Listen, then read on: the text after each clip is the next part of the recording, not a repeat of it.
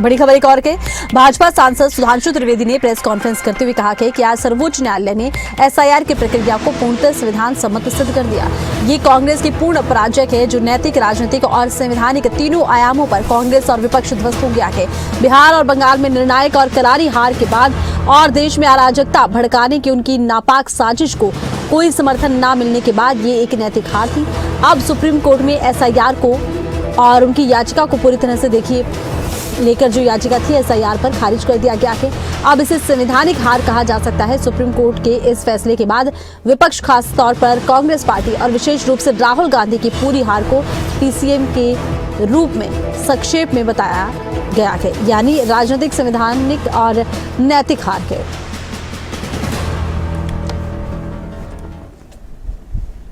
कह रहा हूं, करार के तार चीन से जुड़े हैं, विचारों के तार यूरोप से जुड़े हैं, दुष्प्रचार के तार अमेरिका से जुड़े हैं, परिवार के तार इटली से जुड़े हैं और वोटरों के तार बांग्लादेश से जुड़े हैं।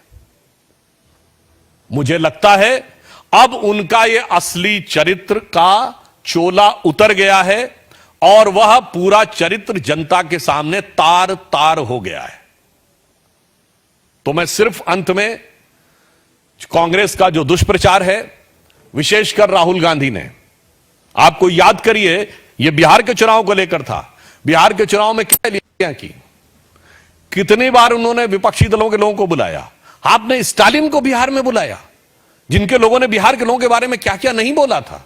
आपने उन रेवंत रेड्डी को बुलाया, जिन्होंने बिहार के डीएनए के बारे में क्या क्या नहीं बोला था, और उसके बाद हार का ठीकरा फोड़ दिया चुनाव आयोग पे। तो इसलिए मैं कांग्रेस पार्टी को और विशेषकर राहुल गांधी जी को कहना चाहूंगा, इस निर्णय के बाद उन्हें इंट्रोस्पेक्शन करना चाहिए और अपशब्दों की भाषा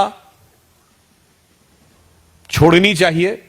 अपनी विदेश यात्राओं के भुगतान संतुलन में फंसकर जो मानसिक संतुलन खो बैठे हैं, उस संतुलन को पुनर्स्थापित करने का प्रयास करना चाहिए। तो मैं उनके लिए कहना चाहूंगा इस निर्णय के बाद कि वो पैरवी तो झूठ की करता चला गया, बस उसका चेहरा उतरता चला गया। वो पैरवी तो झूठ की करता चला गया, बस उसका चेहरा उतरता चला गया। रंगत समझ में आई मगर आई देर से, कच्चा था बहुत रंग उतरता चला गया। धन्यवाद।